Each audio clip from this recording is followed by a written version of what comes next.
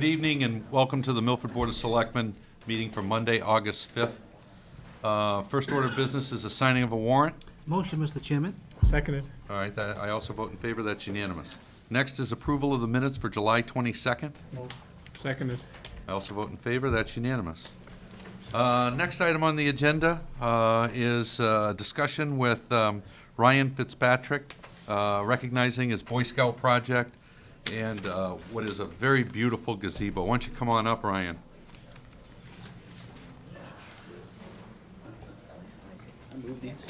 So for anybody who has not had the opportunity to drive by Louisa Lake, there is a beautiful brand-new gazebo there, and thanks in large part to Ryan Fitzpatrick and his Boy Scout project. It is, without a doubt, it adds to that area and is a testament to your skills and the folks that you brought together to make that happen.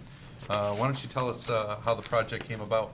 It came about where I was coming up on that time in Eagle, I guess you could say, in scouting, where you need to come up with the Eagle project. So I was deciding, I was like, what could I do? There was many, things I could do. I could paint a wall, but I wanted something that would last and that would make a impression on the town that a lot of people could enjoy. So I used a bike trail a lot. Like, I like to ride my bike. So I was like, if it rains, there's not really that much places where you can go to Seek shelter? Yeah, go if it rains, if it does anything. So I was like, I'll put a gazebo. I mean, I was like, saw a lot of towns, they had nice gazebos outside, and they have the ones at the Heights, I think it is.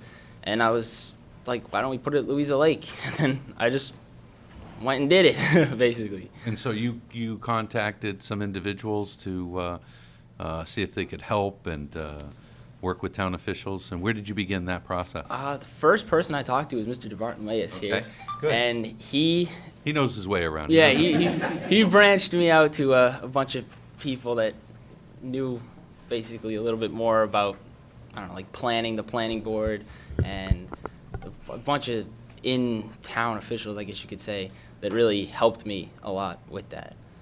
Well, from looking at how great it looks there, and it doesn't look like, it looks like it belonged there all along. Really? So, yeah, I like the look of it, and you did the Scouts proud, and you certainly did your hometown proud. Oh, thank you. I'll go to the other members of the board.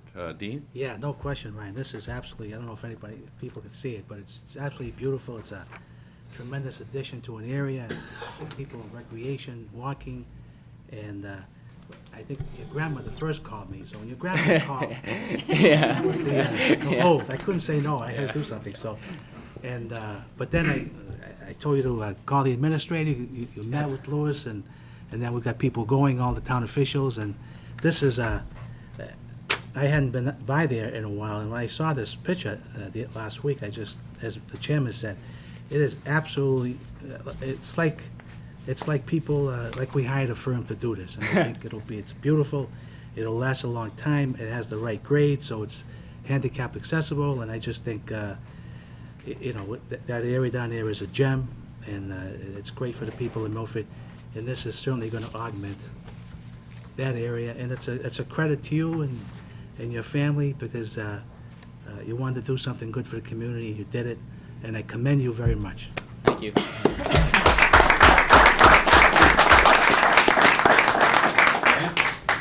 Not much I can add to that. Nice job. Thank you. Thank you. All right, and with that, I want to congratulate you. Thank you very much for everything. Thank you. I'm sure the board members do as well. Thank you. Good job. Nice job. Thank you. Good luck. Good luck. Ryan, if we have another project, can we call you? It's got that Woodland School project we're looking at. Oh, this is Joe. Thank you. All right, next item on the agenda is citizen participation. Is there someone in the audience who does not have a item on the agenda that they wish to speak to? Yes, please. Go ahead and come up to the microphone. And for the benefit of everyone at home, you can introduce yourself again. It's Rob Mitchell, 4 Craft Road. Before I get started, what I want to do is just say I'm heartened by items just like that. I think about a month ago, we had the softball team come in here and get their awards. Tonight it's the Boy Scouts. I think it's just terrific. So I'll be very brief. We've had a number of meetings at the high school over the last month. I just wanted to put in writing the issues that I feel have not gone answered. So briefly, the water usage, which I've requested a number of times for their basis from Foxwoods. I'm just going to put it before you guys to push as hard as you can to get that data. I think it's going to be useful in terms of knowing if we have enough water when this project goes through. The traffic study, I think you guys have every week brought up that issue. In one form or another, one of you has brought it up, questioning whether the study is accurate. I went ahead and did some research. I'm not a traffic engineer. I don't want to be a traffic engineer, and I'm not sure if all of the data that's in here is accurate or not. What I do know is that when I heard it's 1.5 times more likely for a Milfordian to go to the casino than a Bostonian, it just sounded like an arbitrary number to me. I'm not sure if I'm half as likely to go to the roast beef sandwich shop on Revere Beach as someone from Revere. So it just seemed like it's a number that's been thrown out there without any basis. There's a report here that talks about some regression analysis that actually gets down to the heart of analyzing the trips. I'll let you guys read this at your leisure and see if it has merit to follow up on. What's the basic premise of the Of a information you're providing in terms of the traffic? The premise is, it's actually the Plainville study. Okay. So I've looked at Springfield for water issues and the Caesars for the water as well. In this particular case, it was a pretty decent study done by Plainville, for Plainville, by someone in Massachusetts that has a fairly sophisticated model. Okay. Again, it's a model with some basis, some science behind it. I thought it would be useful to at least take a look at. Okay. The last one is, it has nothing to do with mitigation. It has to do with moving forward. There's a lot of information that sits on the town's website right now that goes all the way back for the last couple of months that may or may not still be current. And what I'm asking is that at the end of this process, that the only information that remains on that website is accurate, it's vetted by our professionals, it's vetted by you, and it is what we as a town want to send forth to the people as what we think is the most accurate information that's available. Case in point, the selectman, ex-selectman from Stonington, came before the board last week and said this facility is 1/8 the size of what Foxwoods is down in Connecticut. It was said for all to hear. I don't think by any standard you can say that what is in Connecticut is 8 times bigger than what is going to be built here. But that is what people are hearing. Therefore, it's going to be 1/8 the disruption. And what's happening is people are making statements without facts behind them or without vetting by the town's professionals. So I just want to make sure that at the end of this process, if it does in fact go before a referendum, that the only information that's available for the people to take a look at is information that you, as a board, feel is accurate. Okay. Okay? Thank That's you. all I have. Thank you. So I've got a copy for each of you of Thanks, Rob. summarizing Thanks, Rob. tonight, as well as the study for the traffic. All right, I gave them multiple and the single to them. I don't have that, or the single. There we go. Both copies, yeah. Oh, you need both, because the town administrator's got one as well. Okay. Thanks, Rob. Thank you. Yeah, Thank you. Okay. Is there anybody else who'd like to be heard during citizen participation? Not hearing anyone, I'll move to the scheduled public hearings and appointments. We have a 7 o'clock appointment with National Grid, petition for number 136157779 for Cemetery Streets. My understanding that since the posting for this, there's been some changes, and Rick, any new update on this? Basically, I was informed that they're changing the poll location on the plan and petition they previously submitted.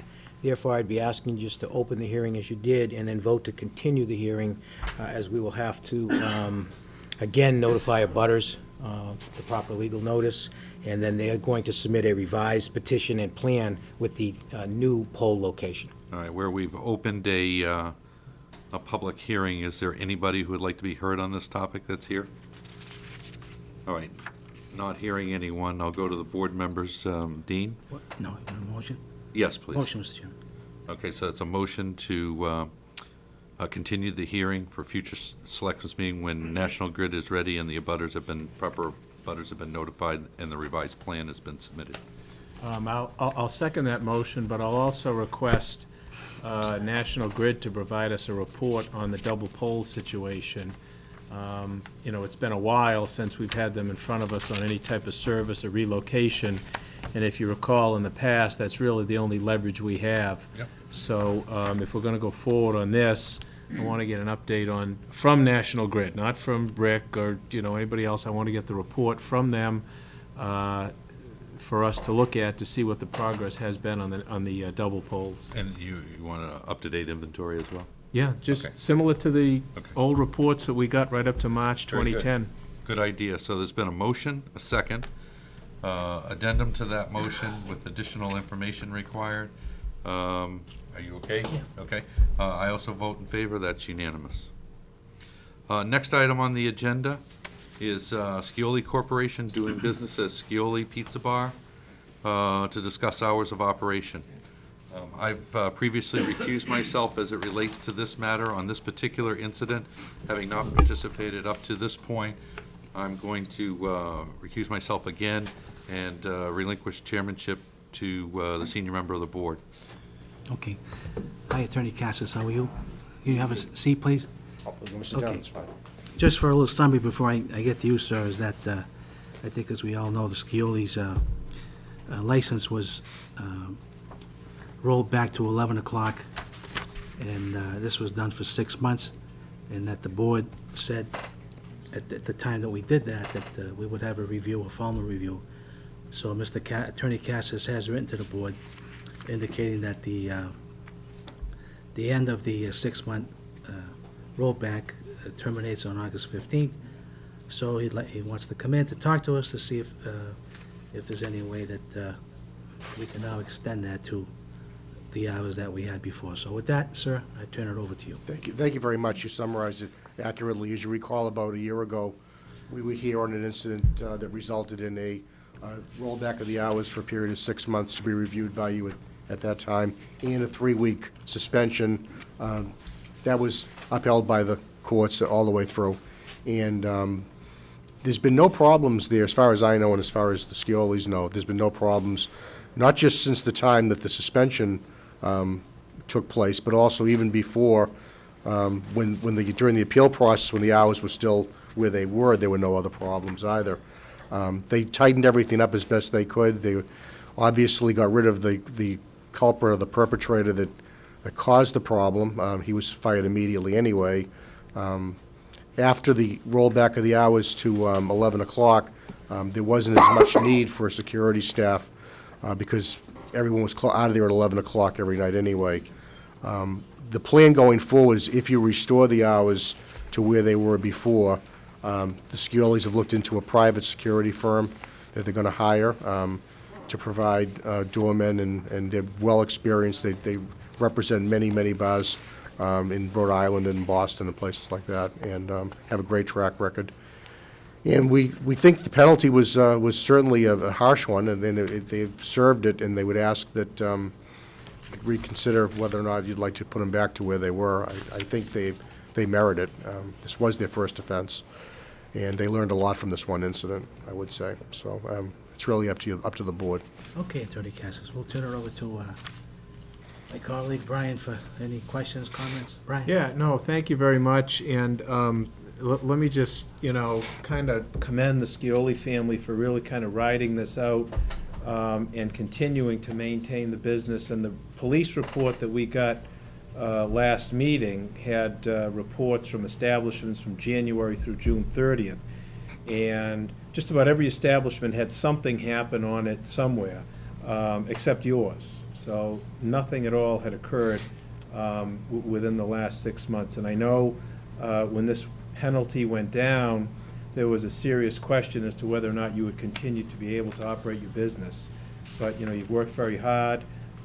You have continued to operate the business and presumably will continue to operate in the future. So I think what happened was obviously a problem in your security. So hopefully that's been addressed and modified. And I certainly have no problems in restoring the hours. I think the correspondence that we had sent, you might have, it goes to August 15th. I think that's the right date. Yeah. Okay? Thank you. Yeah, I agree. It was a situation that we had to take action, and we felt very strongly. I felt very strongly. And I think that hopefully now, as Attorney Cassis has stated, that you've learned and maybe not do those things again. They have the right management style. They have the right workings with the police department. They have the right detail. And, as everyone knows, you have a very nice place at that location. So it's only up to you to carry it forward and make sure you abide by and maintain all the rules and regulations of the town. And if you do that, no one's gonna bother you. And I think, our position has always been to try to help business and promote business, not try to curtail the activities. But that's in the past now, and I agree. And, we also want to wish you luck as you go forward.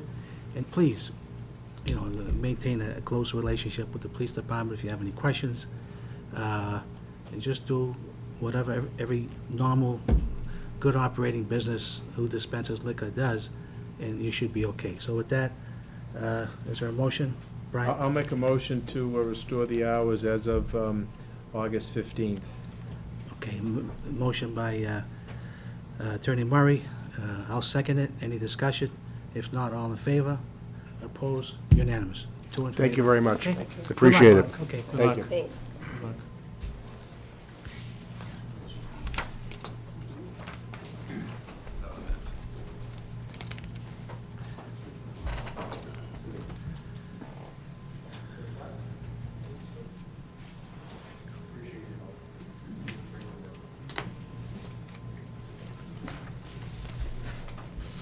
Wait a minute, you can't come back till I call you back, so that's all right. Next item on the agenda is a meeting with Joseph Fitzpatrick regarding the solar net metering proposal.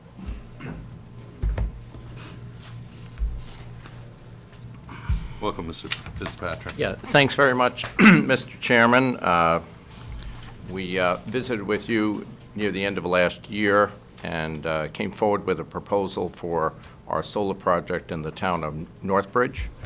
And through you and your town meeting, you approved that contract, and I'm pleased to report to you that construction has been completed. The project is now operational, and the net metering benefits will now begin to flow through to the town of Milford electric bills commencing next month. As you know, you took a portion of the Northbridge project, and so the estimated benefits as of the discount that you bargained for, which is some 35% over your existing electric bills, is $115,000, which will begin to go through your municipal budget this year. And because the town meeting approved a 20-year agreement, our estimated benefits for that net metering agreement are $4 million. We come to you this evening because we have two other projects in advanced development, which are in the same load zone as the town of Milford. And as you may recall, the benefits of the solar projects, the net metering benefits, can be allocated to any customer in National Grid service area. So what we propose this evening are net metering benefits from two projects for 5.3 million kilowatt hours, where the estimated annual net metering benefit is $266,000 a year. And on a 20-year basis, that value would be worth $9.5 million. The pricing terms are the same. It is the same 35% discount, which I believe in the material that I left with the town manager. Your existing retail rates are in the order of 14.5 cents. The price for this contract is 9.5 cents. That's the same number that we negotiated in our previous agreement.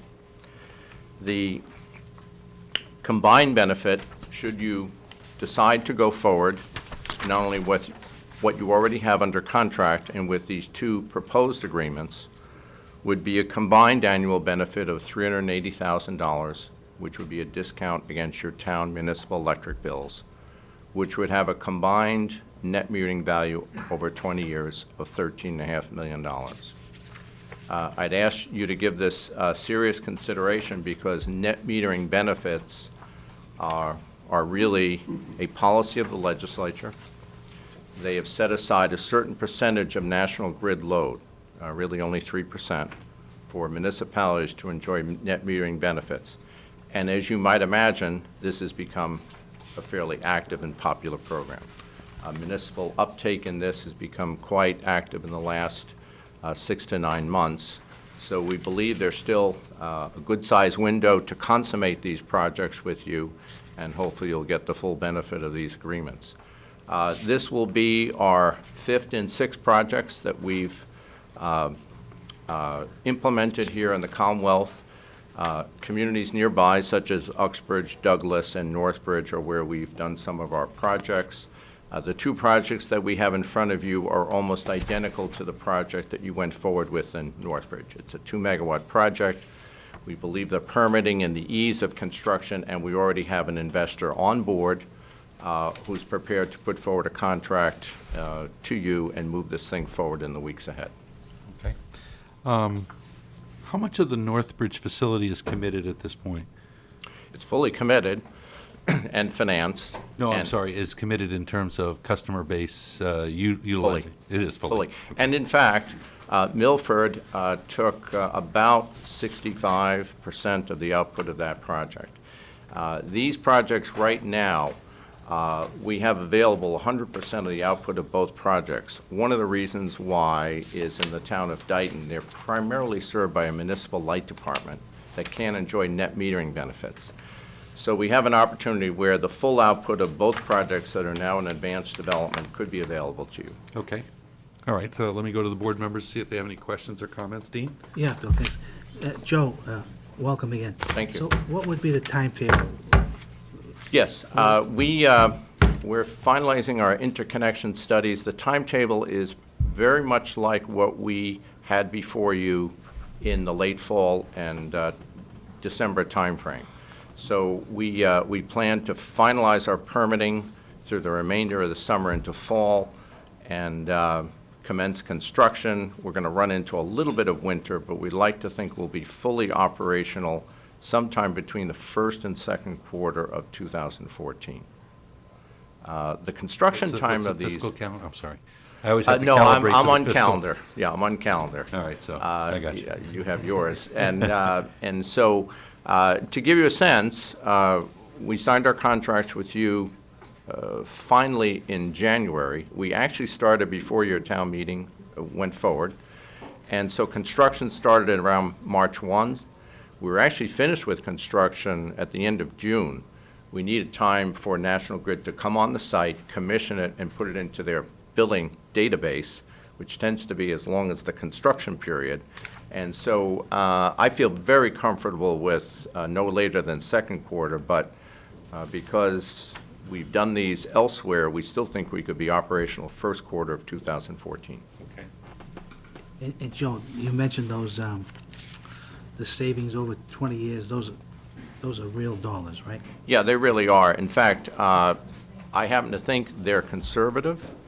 We've actually run some sensitivities for the manager where we've actually assumed 0% utility escalation over the next 20 years, which I think is very, very improbable. And that still creates a $2 million benefit over the 20 years. So we've tried to be realistic. Utility rates tend to escalate. I don't want to get off on a long jag on that one, but they tend to escalate. We've given a conservative escalator So the escalation into your fixed payment, we believe, is less than what's likely to occur. So there's a range of benefits, but there's a lot of upside in the contract. Okay, Joe, thank you, that's all. Thank you. Brian? Yeah, no, I think the previous agreement that we entered into was excellent. Would it be the same logistics in the sense we're looking at a 5-year and then we'd get the town Yes. meeting to approve the 20-year? Yeah, our investor understands your process and is prepared to go forward on the 5-year basis. In fact, their view is, because the town meeting understood what you put in front of them, that wouldn't hold us back from a schedule point of view. Yeah. Yeah, no, and I just would like to recognize John Tians here from the Renewable Energy Committee, who first brought this forward back, oh gosh, was it last year or the year before? I don't know. And, you know, back then, I don't think anybody understood it, but it was obviously very beneficial, and I mean, it's great. You know, we're encouraging the solar industry and reducing the bill to the town. So, to me, it works out on more than one front. Okay. Yeah, and you know, for anybody that hasn't seen one, there are various projects, and, you know, it's relatively low profile. The footprint is very small. It doesn't have a tremendous impact on its surrounding environment. And the other thing is, you know, I think from our perspective, having a portion of our electric power consumption and a portion of our portfolio not being fossil fuels is important. I've heard it from the various members. It's important to me, and I think it's important to our community. So, you know, I don't see any reason why we wouldn't look into this project further. Okay. And possibly pursue it. You know, I would guess that, why don't we ask the members of the board if there's anything further they need? We have a contract, we have the basis for discussion. Why don't we just put it as, I'm gonna guess, mid-September? That would be fine, if I could get authority to have a contract sent to be reviewed by town council, and then we could go from there. Yeah, Oh, motion, Mr. Chairman. Entertain a motion? Seconded. Second, I'll also vote in favor. That's unanimous. So, yeah, why don't we start the process and see where it leads us, and if it's as beneficial to the community as it was the last one, that makes sense. Okay. Thank you. Okay, very good. Thank you, and always Good night good to now. see you. Thanks, Joe. Thank you, Joe. Next item on the agenda is a meeting with David Morganelli regarding the farmers market regulations and process. Welcome, Mr. Morganelli. I have with me Lisa Tamani from the Board of Health. Hi, Lisa.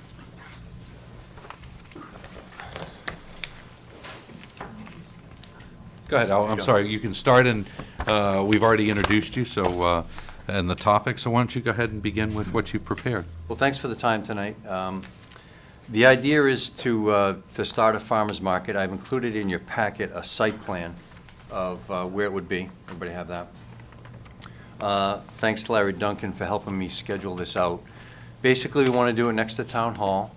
I'm hoping to start it on August 24th. It would be from the hours of 9 to 1. We would go as many consecutive weeks as we need to. And the application process will be coordinated through the Board of Health with Lisa's help. Paul Mazzucchelli was very kind in helping us draft some regulations. The regulations govern the application process, the kind of foods that people would be able to make, how they would make them, the process, the kind of vegetable farmers we're looking to get interest from the vendor community, and really just get the word out there. With your approval, I'm thinking it'll take a couple more weeks. We'll get it on the website. We'll get vendors interested, and hopefully within the next 2 weeks, we can get sufficient amount of applications so that we can fill this grid, and we'll be ready to kick off hopefully on the 24th. And what types of products do you envision being there? For those of us who haven't participated or gone to other farmers markets in the local area, what do you envision being there for Well, products? this is, what we don't want it to be is a quote-unquote flea market type. This Right. is supposed to be a food product type farmer's market. The centerpiece should be vegetable farmers. So your typical, Larry, he's from Iowa, so he likes to talk about corn. He thinks there's going to be a lot of corn there. So vegetables that are in season, we would give the vegetable farmers, because they are a marquee attraction, a 10 by 20, dimensional spot in the lot. We could probably fit 2 to 4 of those. We could probably fit 20 vendors in total in this lot. The remaining spots would be filled by other people selling baked goods. We have a honey farmer from Medway who's definitely committed, somebody who wants to sell fresh fish from local waters. There's a certification process from that, and they'll be asked to, they'll be subject to regulations. Various kinds of baked breads. Oliva's Market will be involved. They've committed to having a spot where they're going to have like focaccia breads and, local ingredients, and all the ingredients will be marked appropriately on any food products that are sold. So there is a regulatory process, and everybody has to obviously abide by that. Typically, I think if we do this for a full year, it will, in a theoretical utopian world, would run from like a June growing season to an end of September type growing season. For this year, I'm kind of hasty in getting this started, so we're thinking that if we start on the 24th, if it takes off and there's a lot of vendor interest and the community loves it, we could probably go to the end of September at a minimum. I see this taking off. I think it's a great idea, and I appreciate the fact that you brought this to the community and brought this to this board.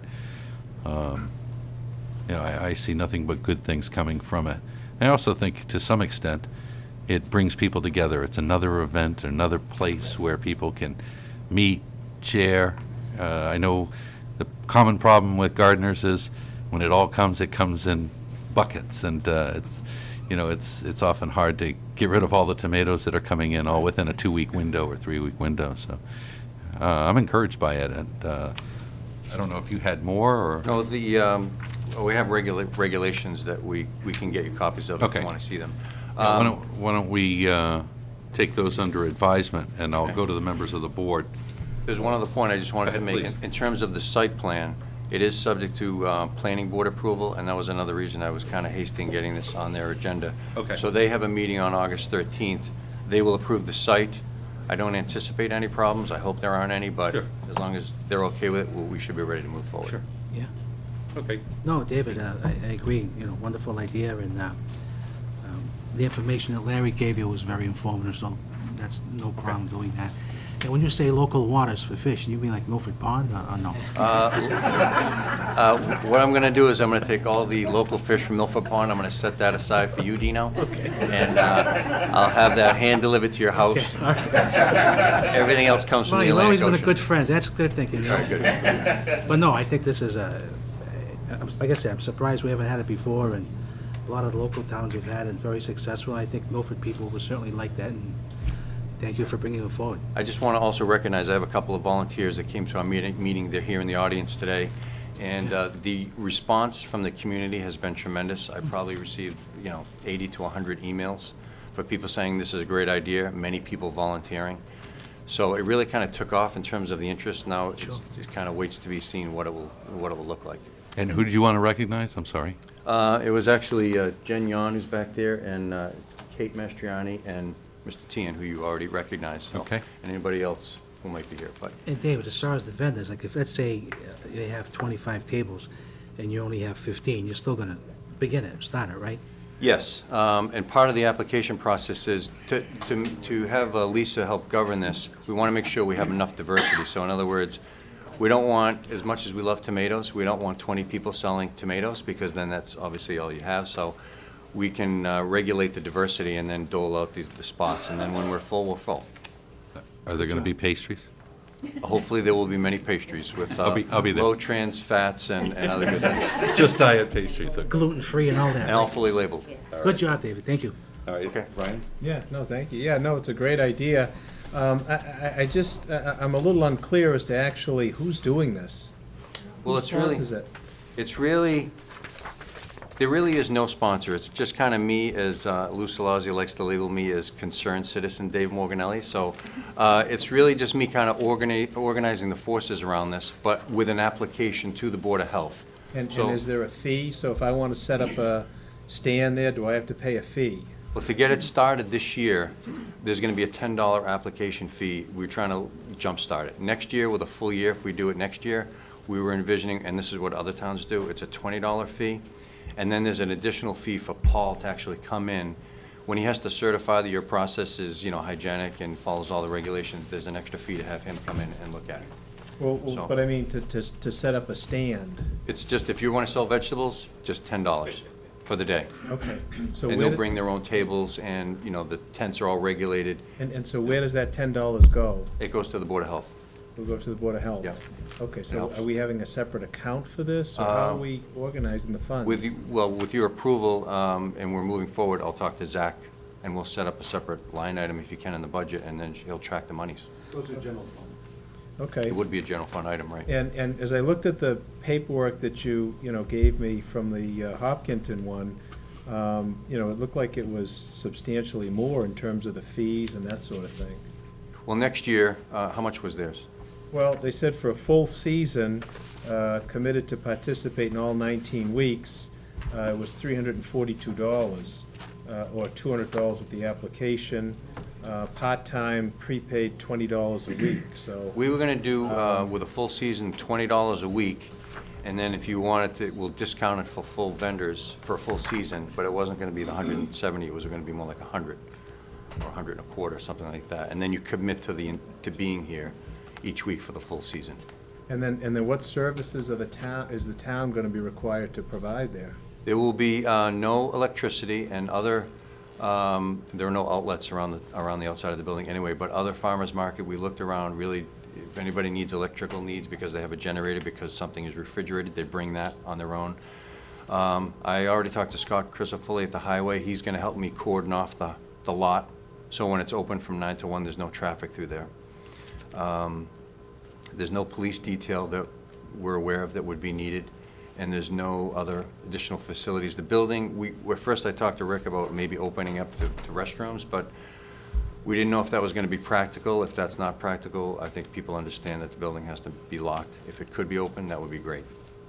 And when you had sent around the preliminary emails, and when I had talked to you about it before, there was never any mention of town hall.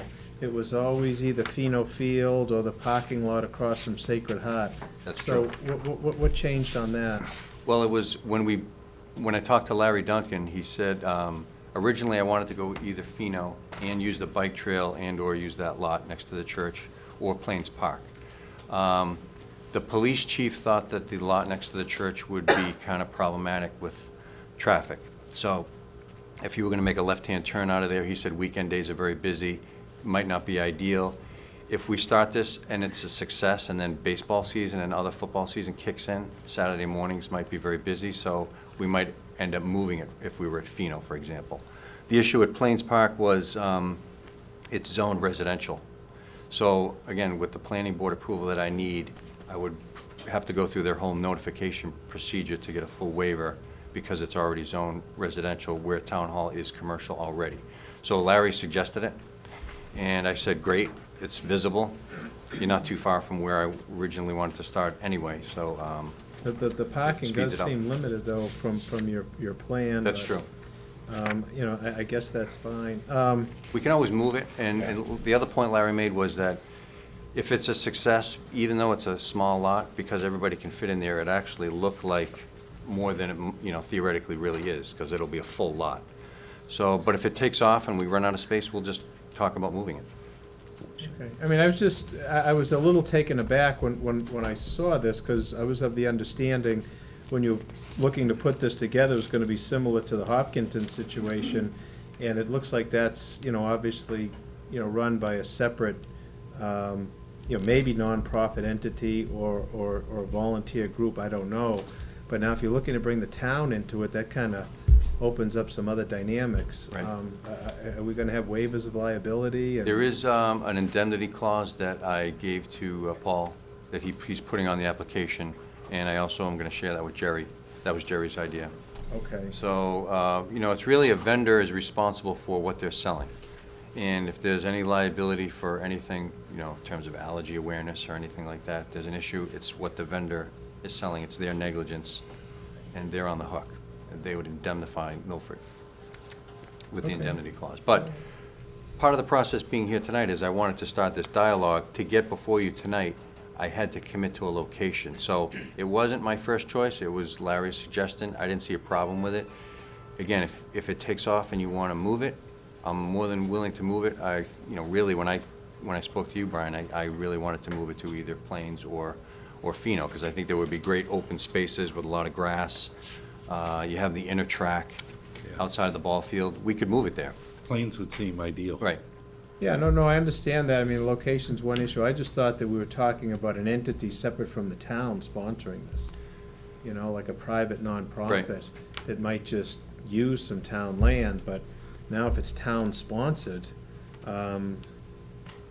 you know, that, you know, you have some obligation, you know, you have a, you know, certain duty to the patrons and the vendors. So that just raises up a whole other level of issues, but, let's go forward on it and see how it looks. Thanks. Mr. Chairman, may I ask just one question to David? Is someone from the organization going to be there in the morning to open up when the vendors come in? I would and be then- there, and many of my volunteers will Then will stay be the there. full day until they Right. depart, just to? Right. Okay, so someone from the organization will be there from, say, 8:30 to 1:30, or depending on how long it takes to set up. We would and ask close. vendors to get there at 8. Okay. They'd have an hour to set up, and then you're officially quote-unquote open from 9 to 1. And then everybody will be asked to start breaking down and, you know, Take everything with them. take everything with them. Yeah, that's what I How are we was gonna do guessing. about trash removal? Are we gonna use the dumpster here, or is there gonna be separate trash provided? Restrooms, are we gonna have porta potties? I mean, we we're look- sponsoring it now. I mean, we have a duty to do these Right. things. Well, we looked into porta potties, and the other towns, as far as we can tell, don't do them, but we looked into the cost anyway. And the cost is, I think it was $175 per unit, and we don't really have a repository of cash to draw from yet, so we weren't gonna do that. That's why I asked Rick about if there was a way to open up the building, at least for vendors. But that has a for cost too. patrons. That has a cost too, Right, you know, so. but I just thought it'd be I- a cleaner, I just thought it'd be a cleaner operation if it was a separate, you know, private, nonprofit group that's using, you know, town property, but I mean, if you be don't. that as may, let's go forward and do it. You raised some good concerns. Yeah. But I wanted to give it a try, but if it doesn't work out and if you don't like it, you know, with your assistance, we'll move it. When we hear from Jerry, Jerry had a comment. Yeah, I was just gonna say, in terms of town, the town isn't sponsoring this, and I don't think Mr. Morgan is asking the town to sponsor it. It's really a private, unincorporated association of people that's obviously sponsoring it. The They're town making is payments to letting them use the, Jerry, they're making facility. payments to the town. Well, they're making payments. You're not gonna win that argument. Board of Health, I guess, is gonna keep. They're making payments to the town, so the town has an obligation to deliver a service, so, and also has a duty of reasonable care to these people, so, I mean, if the payment wasn't going to the Board of Health, I'd agree with you. But I think that ropes us right in. I mean, what's the issue that you see? I mean, It could be any type of liability issue, it's trash removal, it's providing a safe, you know, premises for people to be there, the vendors, you know, and the visitors, you know, I mean, it's a town event, right. yeah. Yeah, I mean, I guess. Okay, I mean, as long as we understand that, It you is, know, I we're mean- prepared to deal with that, you know, if there's trash left over, the town's gonna have to deal with it. You know, so that's, whereas if it was a nonprofit group, you know, like, one of the organizations at the Parks Department, you know, use a facility, you know, they're on the hook for everything, but, you know, these people are making payments to the town. Right. We're running it. Well, I can talk to Mike Brashani at the parks and see if we can have receptacles for trash. You know, in my mind, I equated it to, like, you buy a transfer station sticker. You get a service, but it's really you as a town citizen asking for the individual service. Some are Milford residents, some are not, true, but it is asking for a service in exchange for a modicum of a fee so that they can have a quote-unquote town event. That is true, I agree with you, but at some point, I just wanted to Yeah. Well, assume we can- that risk. David, we can try it. Right. What- Work with Jerry, work with Rick. Propose, After a couple of times, maybe we're gonna evaluate it and see if we keep it there or move it, but I think the genesis of the, is beautiful. Let's start it and then go from there. I think the important thing is to get it started. Right. And it doesn't have to be permanent, so thanks. Right. I appreciate the time and being receptive to the idea, and I know you're busy, so. No, Thank you. Appreciate it. Thank you very much for bringing it forward. Good luck. Okay, thanks. Good luck. Good luck. Good luck. Next item on the agenda is meeting with Steve Treadle and John Seaver, Casino Free Milford presentation.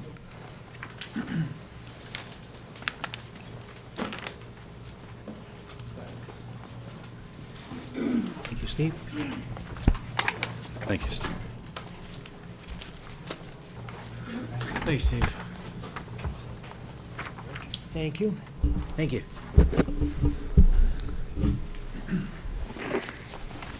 Good, for the benefit of everyone that's at home, why don't you go ahead and introduce yourselves again? Okay. Steve Treadle and John Seaver, co-chairpersons of the Casino Free Milford group in town. And thank you very much for allocating us some time this evening. Our purpose here this evening is to identify to the Board of Selectmen the gaps and omissions in casino impact evaluation and process for your benefit.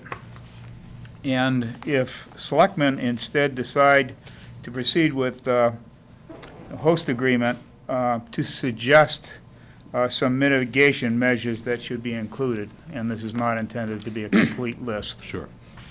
Okay, John? Yeah, thank you for having us here, gentlemen. It's good to see you again. We, really appreciate all the hard work and study that you're doing around this issue. However, around the evaluations and the impact studies, we think so far that the evaluations have been incomplete and biased and have really presented just one side of the coin, a very rosy pro-casino approach. And we have not seen all the bad stuff, as we've heard from many of the Milford residents at these presentations. Where's all the bad stuff? We haven't really heard that. The 4 informational settings have been controlled by the proponent, Foxwoods, and we can ask questions, as can your board, but they set the agenda. The town's consultants have been working with the hired legal firm in a collaborative and cooperative way with Foxwoods consultants, but they, except for a few exceptions, have really not presented a truly independent and critical analysis.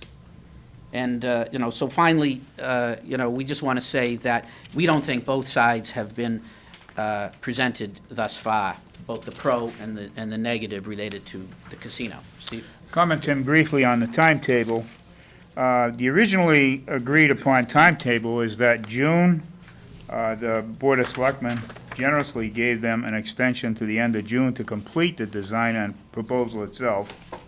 In July was supposed to be allocated to an independent review of that proposal by the town's consultants, and August to negotiate the host community agreement. What really happened was June and July, the design was continuously evolving. The town consultants collaborated on the evolving design. And also in July, the public meetings, if I could call it information meetings, I think it was more marketing meetings, were managed by Foxwoods. A quick reference to the traffic here, and I would refer to Rob Mitchell's presentation earlier, that the traffic study was not credible. In Ty and Bond's review, their report and presentation was pathetically, technically incomplete and totally collaborative. The big picture of the issue, is if the traffic study is correct, some 20,000 to 30,000 additional cars will be added to 495 traffic on weekdays and up to 37,000 on weekends. And what's that going to do when we already have all kinds of slowdown in commuting weekdays? We have Cape traffic, and stadium traffic and Comcast stadium concerts traffic during weekends. We all know what it's like to drive on 495 now at those busy times. Foxwood's proposal addresses the casino exit, but not the congestion that occurs from Franklin all the way to the Mass Turnpike right now. Okay, that road is close to capacity, and we're going to add another 20 to 30,000 cars a day. John? Yes, okay, so around the water issue, which we think is a very serious issue and a serious problem, the analysis that Foxwoods did around the water was completely flawed and inaccurate. They talked about the amount of water that we have in the ground, or they talked about increasing the pumping capacity. But they knew full well that the true limit is the Water Management Act limit that the state tells us. It limits how much water we can actually take from our own resources. That's our true limit, and that was just brushed aside. When you look at that limit and then compare what we use, there's only a small gap available. And the analysis that Foxwoods did completely ignored everything else that's going on in Milford. Walden Woods, Beaver Pond, Stone Ridge, Office Park, the assisted living facility, all those extra building projects in Milford that are going to need water, completely ignored in their analysis. So it's completely flawed. Around the sewer issue, we actually agree that that Tatum and Howard did an excellent job. They did an independent job. And we think that in this case, around the sewer, that it's a very positive thing for the mitigation requirements, and what they're proposing to do will actually be a very, very positive for the town. Steve? That review, by the way, shows what happens when you have a truly independent consultant working for the town. Tatum and Howard are, have been and are into the future going to be the consultants for the town. So they have no axe to grind, they have no agenda except to make sure that the town has the best sewer system going. And that showed in their presentations and in their deliberations. We got a good deal out of that. Regarding crime, the data that our police chief was given was provided by Foxwood's own site security. And it is convincing evidence that on-site crime was well controlled by casino security. However, the issue is not that. The issue around casinos has to adjacent casinos, like, and we're using Norwich, Connecticut, the largest town near Foxwoods as the example that we took, experienced a 75% increase in police calls and 27% increase in motor vehicles off-site, motor vehicle accidents off-site. Yeah. And around property values in Milford.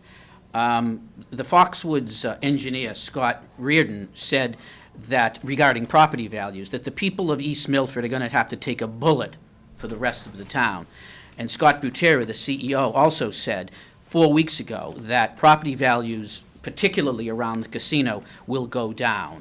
Now, they say they'll go up. Incredibly, they've done a complete 180. Now they're saying even homes within 600 feet that can see the casino, their property values now are going to go up. I mean, it's completely inconsistent. They've done 180, and it really is a flawed analysis.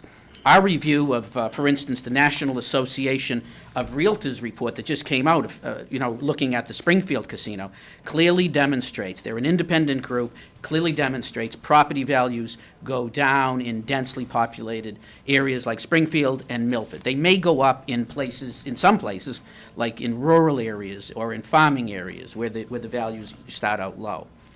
Go ahead, Steve. Regarding the environment, it's a big topic, and there are many facets to the environment.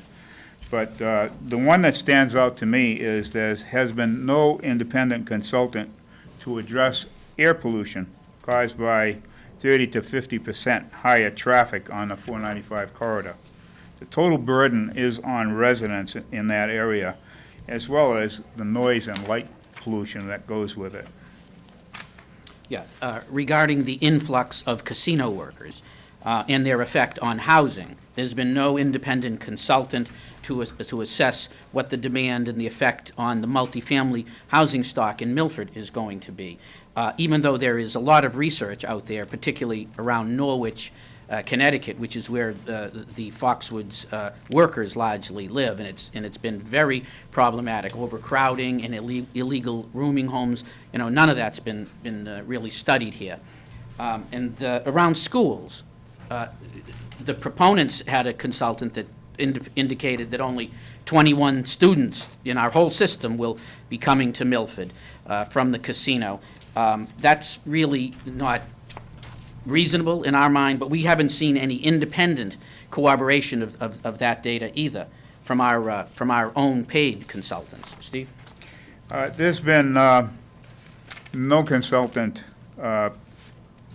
engaged on our behalf to evaluate the whole aspect of social costs, and that includes the whole deal about crime, congestion, like 7 million customers per year coming to this site, problem gambling, in a local area, it's much more common for problem gambling. The statistics are all there. And actually, sometimes we've seen reports that said problem gambling is a bigger problem than alcoholic addiction. Like social status that declines in casino communities, like prostitution and like drug abuse increase. These are real quality of life issues that would be brought into our community by a casino industry. Regarding evaluation of impacts to conclusions are, for me, much of the impact. First of all, let me just say, Casino Free Milford is a small group of volunteers. We don't have the resources to be able to study these issues fully. What we are doing with these reports and our presentations to you is helping you identify issues that are there that need to be studied and then vetted to the public. And we're kind of like trying to provide you information about that. So our conclusions from all this is much of the impact evaluation process was incomplete or biased towards the positive or omitted. The process was controlled by Foxwoods. The town consultants, with the notable exception of Tatum and Howard for the sewer and Beals and Thomas for the site design, did not provide credible independent assessment. Most of the social issues, which will be extremely important to this town and quality life issues in the future, were not assigned independent consultants for evaluation. Just on that point, the information, the reports for the 4 informational sessions, in most cases were available only to the public either that day or the night before. That is totally unprofessional.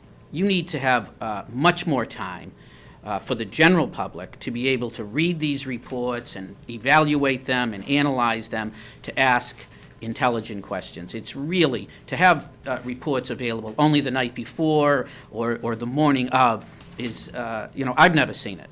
I've never seen it. It's totally unprofessional. Many questions that have been asked have not been answered, and many data requests that have been asked have also not been forthcoming. The 4 sessions, as I said, have been controlled. The agenda and the formats have been controlled by Foxwoods, and the selectmen have been guests, and they could only ask questions. They could not set the agenda. And both sides of the story have not been presented. This has been a very biased marketing approach by Foxwoods, and we have not seen, it's a little disenchanting that we have not seen, a pushback, a critical analysis, the other side of the coin. That has really not occurred to the general public. And it seems to us we're just kind of like a little voice crying in the wilderness here, trying to identify these things. But there's a lot of frustration in that for us. Getting on to the host agreement terms. So given the incomplete status of the impact, in our opinion, of the impact evaluation, we respectfully submit that the selectmen do not have sufficient independent information to conduct host agreement negotiations at this time. We recommend that you require further evaluation before doing so. We suggest that each of the impact topics identified above be assigned mitigation measures and costs by independent consultants selected by the town, with their cost reimbursed by Foxwoods but paid directly by Milford. Should the selectmen, on the other hand, instead decide this evening to pursue that host agreement negotiation, we recommend that all of the following terms be included, and this is not a complete list. Yeah, I mean, the first point is the final negotiated host agreement should have an unambiguous local condition that the casino should not be able to open under any circumstances or in any capacity until the interstate highway system is designed, permitted, constructed, and is operational, including the improvements to Route 16. Also, we would recommend that the agreement should be particularly concerned about the tenuous situation regarding our reserve water capacity. To meet the casino's demands for water, the town will have virtually no reserve capacity or anything for the future. So we would recommend that the water supply that they've asked for be limited, and anything above that, they need to find from either out of town or truck it in. And then also, the payments to the town should be clear and unambiguous and should be based on the commercial property tax rate and all the rules and regulations that go along with that, like any other business in Milford. Remember, this is not extra money. This is not a gift and so forth. This is not a payment in lieu of taxes that they previously had said. This is an obligation, like all of us residents and all the businesses. We all have to pay property taxes. So this 19 million, that's their obligation. That would be any business that goes there would pay the rate times the assessed value. So we strongly believe that it should be based on the commercial property tax amount. Steve? For mitigation payments to be made to the town over and above property taxes, protection needs to be included to secure payment from Foxwoods. Based on experience in other casino communities, it's not uncommon for a casino to try to renegotiate payments to their host communities because of decreased revenue. Well, we observe that Milford would not receive additional payment if Foxwoods properties increase, so we should not have to accept lower payments if their profits decrease. Payments to Milford are part of Foxwoods' cost of doing business here in Milford and should be not related to their profitability. Yeah. We also recommend that the host agreement include setting up of an escrow account that has been discussed for the establishment for mitigation of the potential property tax value loss, and rules of reimbursement to the residents should be then negotiated. This account should be set up and funded up front by the proponent and then managed by the town. In addition, other escrow accounts should be set up with negotiated terms of use for things such as air quality, housing issues, school impacts, healthcare facility impacts, and crime impacts. By having these escrow accounts up front, you don't have to sit there and debate as these issues come up, and if they don't come up, then they don't lose their money. If they're correct in what they're saying, no problem. If they're not correct, then there's an escrow account there to deal with them. Couple of to close here, just a couple of very specific things that we think should be in that agreement. Very specific performance agreements or requirements for screening residents in the Route 16 area adjacent to the casino, especially during winter months when the leaves are off. We saw that view that came around and showed how the casino would be screened, but that's when full foliage was in place. And we recommend similar minimum performance requirements to Route 16 improvements at the intersection with the off-ramp from 495 where it meets Route 16. And that should include road widening and added lanes. And that is regardless of whether the Federal Highway Administration or DOT require it. That should be a requirement from this town to protect those residents. And then finally, a sound barrier is required on both sides of the entire length of the proposed highway collector road system. Over 300 families on the east side of 495 will be directly impacted. That's our presentation, and we thank you for listening. Okay, I'll go to the members of the board. Dino? No, Steve, John, I want to, thank you for all the work that you and your group have done.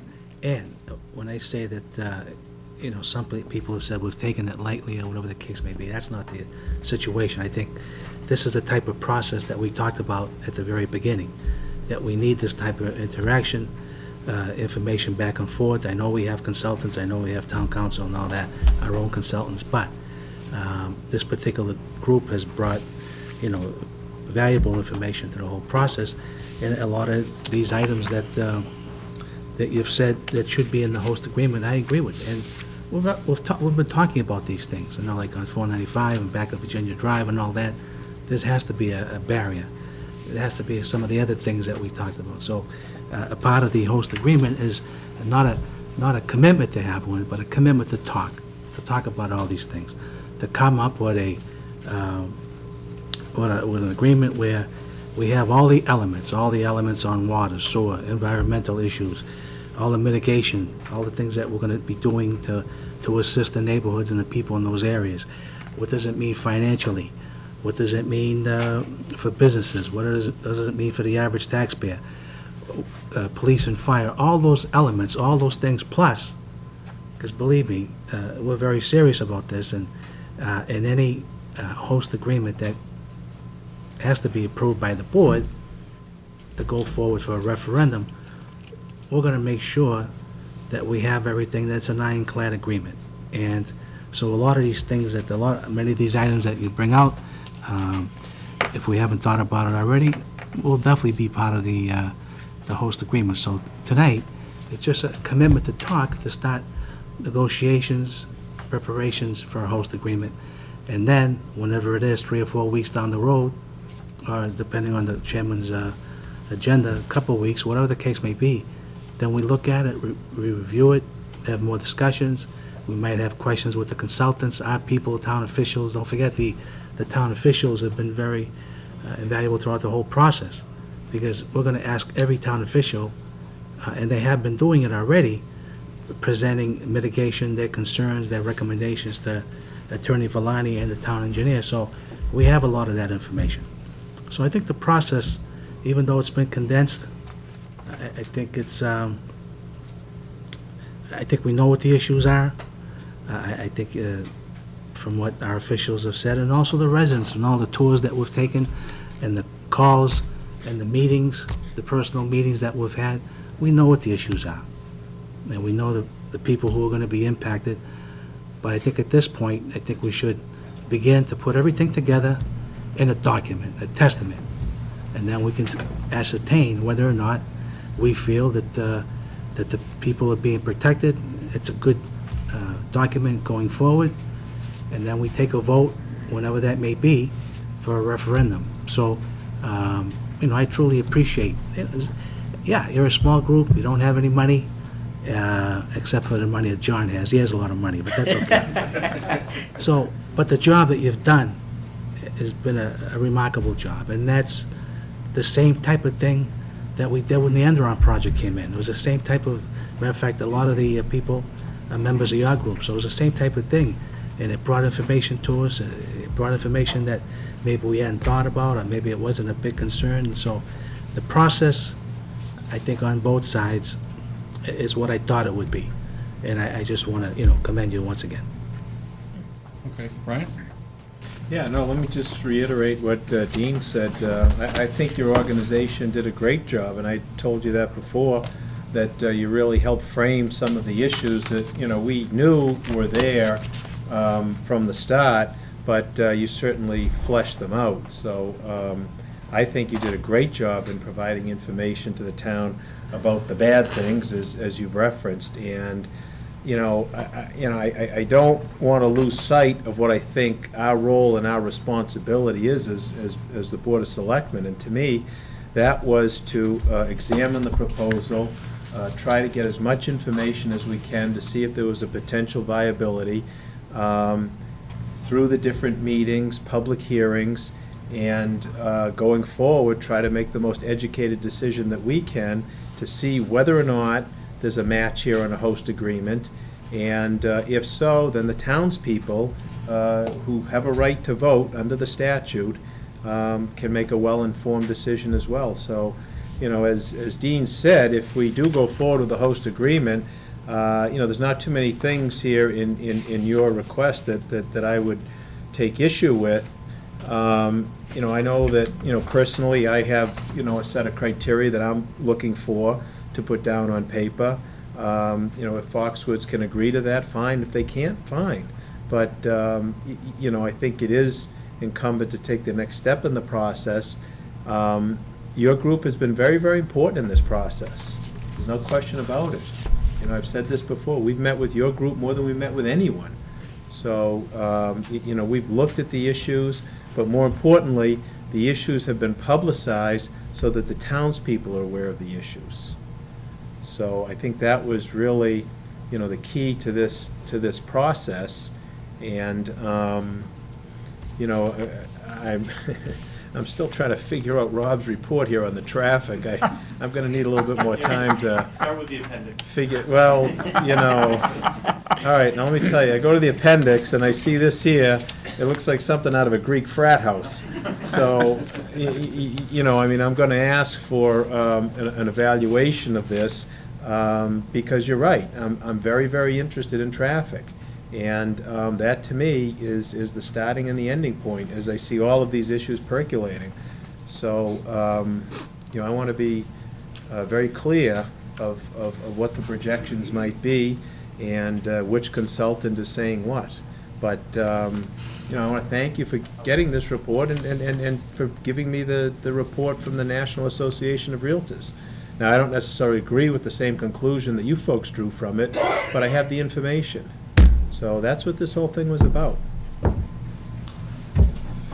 Thank you, Brian. There's not much more to add. The other board members have thanked you for your engagement thus far. Process isn't over. I think, if nothing else, it's reminded me that community members can look at the same information and see different things. Your group have managed themselves professionally. I want to say that the spokespeople that have, yourselves, Rob, and others who have come before this board have done it professionally, have been constructively critical. And for that, the community owes a great deal to the work that you put into this. It ought to have, other things ought to have this level of community involvement. And I hope the people that this has sparked an interest in community government stay engaged and stay interested in what's happening in their community over a broad range of issues. But I do want to thank you for the way in which you presented your information. I think you'll be able to look back on that sometime down the road, regardless of which way this goes, and be proud of how you did that and the way in which you presented it. It didn't take a lot of yelling. And while people can feel strongly about their opinions, we acknowledge that there may be another view that's equally correct. And so I appreciate your approach. If I could just share one last thought before we go. Please. My personal take on this negotiation of the host agreement. You three are the leadership here in town. And sometimes these things get lost in, deference to you, Brian, in all kinds of legal matters and nuances and everything. But I think it would be a really good process as you go into the host agreement that you guys would set the main items that you want to see in that, in clear English, plain, clear English, and say, these are the items that need to be included in that. And then, the legal people can build all their Language around it. language around that, but you have something that doesn't get lost when you read the agreement. Okay. You know what it is that you asked for. These That's a are the good principal suggestion. things. Yeah. Thank you. Okay. Thank you very much. Thank you.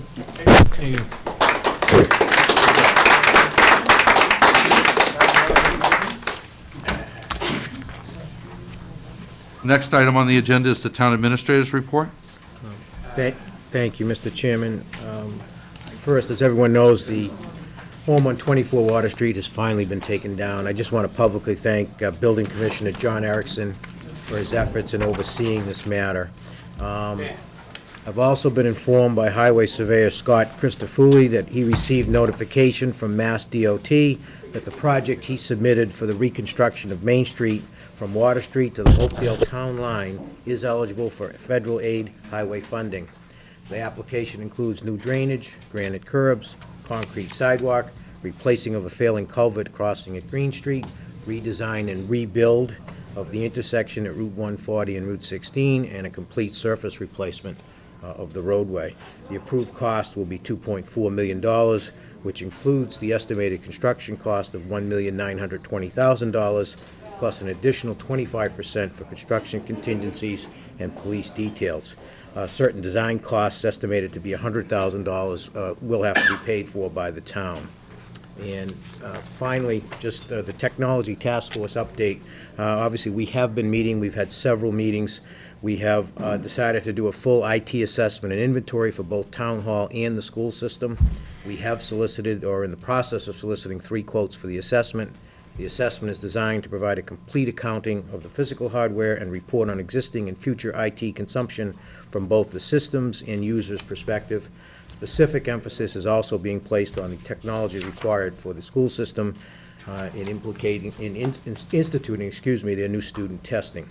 The assessment will provide 3 separate reports, which will include 1, a complete equipment inventory, 2, analysis of needs-based assessment, and C, a recommendation for equipment replacement cycles, and a recommendation for how to handle IT services. The end goal here is to present a sound technology plan to include a technology department to be properly staffed and properly budgeted. I think that is a critical need for the future of the town, and that, again, is the end goal. And that's all I have right now, Mr. Chairman. Thank you. Okay, any questions by the members No, of the board? Mr. Chairman, no. I don't have any questions, no. Okay. Next item on the agenda is old business. Let me go back to my, nothing under old business. Is there anything from the board members for old business? Mr. Chairman, I don't know if it's new or old, but since you brought this up now, I would make a motion at this time that the board vote to enter into discussions with Crossroads Massachusetts LLC, doing business as Foxwoods, Massachusetts, looking towards a possible host community agreement under the Massachusetts gaming statutes. And further, that the town council, with the assistance of the law firm of Shefsky and Froelich, be directed to meet with officials of the applicant and return to this board after discussions with the applicant with a draft host community agreement addressing to the fullest and comprehensive extent the concerns and issues identified by this board and the board's consultants in relation to the proposed casino over the past several months. Okay, we have a motion. Is there a second? I'll second it. Okay. Just some quick comments. I actually spoke my mind earlier, and that's pretty much the extent of my comments. I appreciate the fact that people can look at the information that's been provided and come at it with a different perspective. And again, we can feel strongly about our opinions, but that doesn't mean our opinions or our thoughts are always the only answer or the correct answer. So we have a variety of views on this board. I can tell you that from a personal perspective, I'm also disappointed in what was provided. And I begin with the legislation that the legislators put forward in the statute requiring information as it related to economic assessment and impacts. Specifically, the legislation calls out to existing businesses. I also view that the environmental impact was woefully inadequate, and for any contribution I had to the lack of information that was provided, I offer the community an apology towards that because I expected more. Traffic I don't buy for a second, and water reserves are certainly an issue. I'm concerned about water, and I know this board is, because we know what extended periods of no rain can do, and if we erode our reserves, certainly that's a concern. The timetable, I think, is why we're here, why we're where we are tonight, with having some of the information, but not necessarily those things that were intended by legislation. This community can move forward with as little or as much information as they need in order to create a host agreement. And we know from examples in other host agreements that other communities, such as Springfield, who has a different economic issue associated with its downtown, or Everett, who has a much different issue with a 200-acre dump site, has much less threshold than what was explained to the developers here and what would be required to show Milford that this was in their best interest. I don't think that threshold's been met, but I do respect each of my colleagues on the board for their opinions and their views on this and wanting to move forward. I have no issue with wanting to move forward. Frankly, there's a piece of me that wants to move forward so that in the hopes that any resulting host agreement can provide the voters of Milford much more information that's been provided thus far. Maybe that time that was wasted on the front end of this process early in securing the land and then sitting idle for 4 years, maybe it can be made up in between now and the referendum, and the voters can be more informed. So I'll not vote in favor of this for the reasons that I stated, but again, once again, not meaning to reflect poorly on the motion or the second, and my colleagues respect their views on this. So we have a motion, we have a second. All in favor? Aye. Vote opposed? That's 2-1. Next item on the agenda is new business. Let's see, Town Administrator recommendation for special town meeting.